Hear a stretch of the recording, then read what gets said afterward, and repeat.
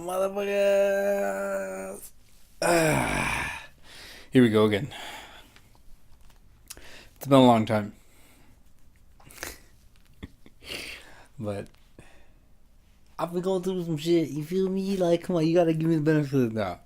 Okay, so I got some notes. I got a couple topics. I would think 4 topics. So let's get started. Pretty much the only reason I haven't been doing anything is because I felt like I was being a hypocrite. In the last video, a couple of videos actually, I spoke about cigarettes and how, it's not that hard to quit, this, and that. And I just gave a lot of advice that I wasn't even following myself. So I feel as though, how can I sit here and act like I know these things and I'm going to tell you how to do and how to live your life, and I can't even follow it myself.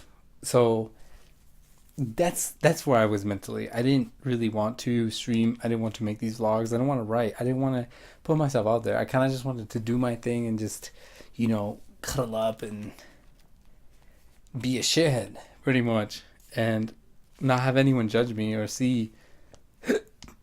I mean, I'm the only one who's really going to call myself out on my bullshit, but still, I didn't really want to give anyone anything like that. But I pretty much found out what works, and I'm gonna stop running from it at this point. I know it's been too many times already, but streaming helps me, making these videos helps me, writing helps me, and I just need to stop being stupid and just embrace it completely. It's only gonna do positive things for me. So regardless of what I choose, even if I don't do it too often, like, it's a good idea to do it regardless. So that was the first thing. That's the reason I've been MIA, and it's just being a hypocrite is a huge deal to me because I've just been surrounded by them my whole life, and it's not fair to create content and to be an outspoken person in a positive manner if you're going to be doing the same shit you're talking about. Damn, this is the thing I wrote next.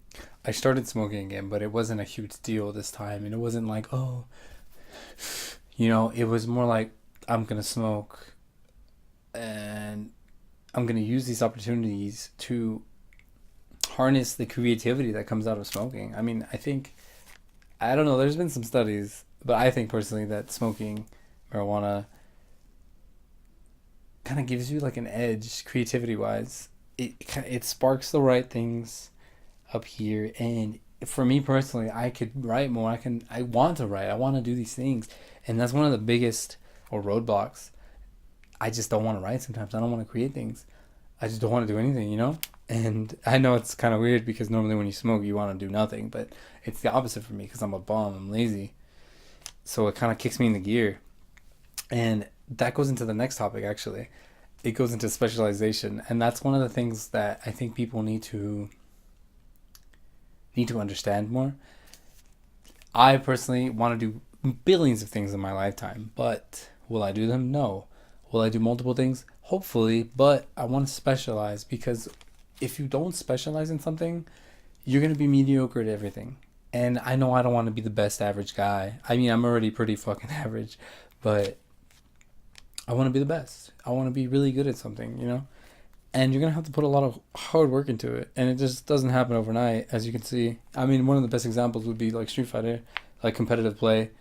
I used to lose like all the time. And now I'm taking rounds and even games from like top players. And it's such a sensation to be able to say like, hey, I grew, I built my foundation up. Like, we're a house now. We're not like that stupid cement layer. We're not wood. We're not frames. We're nothing. We're a house.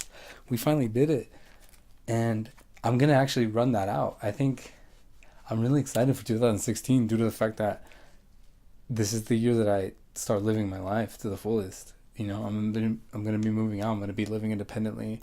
I'm gonna be pursuing what I want to pursue, putting my time into these things, and it's gonna be video games. It's gonna be connecting with people. It's gonna be specializing in specific things. Like, and it's my decision. No one's gonna tell me no, and it's so empowering to be able to make decisions for yourself.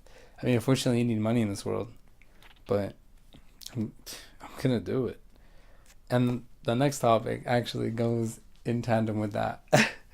I kind of don't want to talk about it. I didn't want to talk about it for some time, but I found the new addiction, and it's gambling. And I know everyone's gonna say, Freddie, why are you doing that? This is horrible. This is not. But as long as you're aware of it, it's okay. I'm not developing a problem. I'm just really lucky, and odds are always in my favor for some reason. Basically, I got addicted by buying $5 scratchers.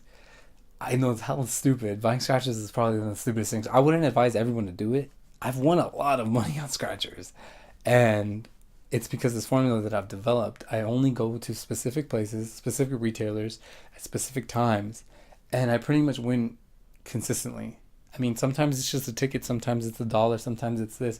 But when you win $500 on $5, you kind of makes you take a step back and say, "Damn, like you can definitely do this if you figure it out." I mean, it is random, it is lucky, but once you eliminate the randomness and you get the formula down, it's not too big of a deal. So I think I'm going to be pursuing being a professional gambler on the side as well. But pretty much, I went to a casino, and for the first time in my life, I felt like I belonged somewhere. I know that sounds really stupid, but it just felt so good. It felt like a nice environment where no one really like judges. Like obviously, people who go there waste thousands of dollars, but they have a good time. And sometimes you actually do win your money back. This is basically what my story was. I came in with $200, and I said, I'm not going to spend more than $200. So I was learning the ropes. All the dealers were really supportive, and they were really helpful in learning, actually. And so I used them to help me out pretty much. And I ended up losing the 200 pretty fast. I won some and lost some, win some, lost some, and then I lost it. And I was like, shit. So I went to the machine. This is the huge joke. I went to the machine, the only machine at the casino because it's a card casino. I went to the ATM and I got 100 out, and I was like, "Fuck that! I'm not gonna lose this." So after losing those 200, I got the 100, and then I finally started doing well because the dealer was helping me out.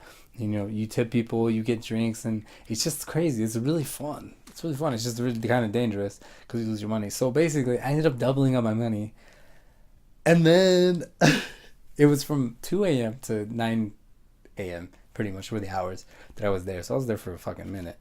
But I got my money back and I was so happy and I was about to leave. But then this motherfucker, there's this old guy, he's a construction worker. We were having such a good time. We were buying each other drinks.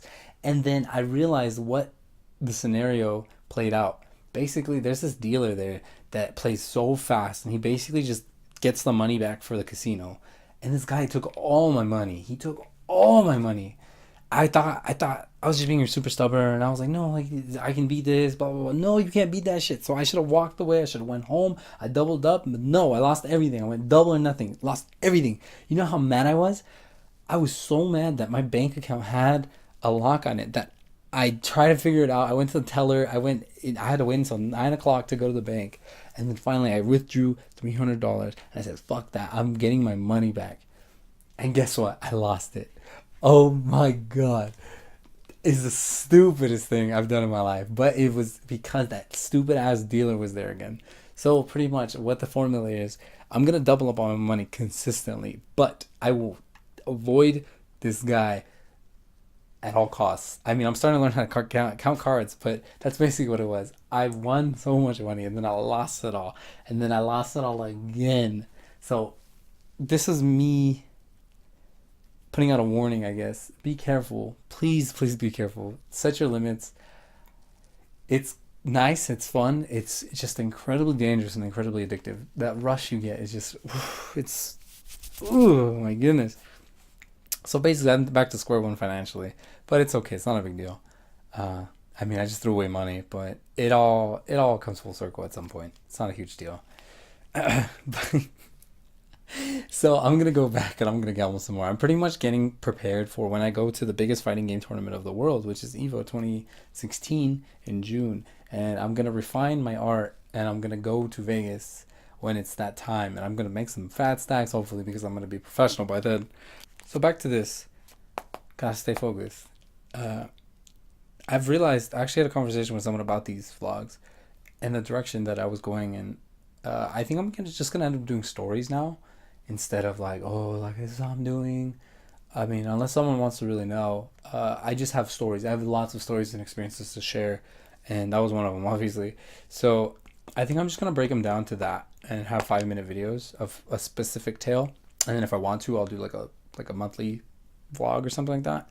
But pretty much, it doesn't matter who listens as long as you're reaching the audience and you're reaching who you want to reach, and it's it's the people like me who need help, who need guidance at times, or maybe you just want to listen to some stupid guy talk about losing $600 in 12 hours. Like, it's not a huge deal. People lose way more, honestly.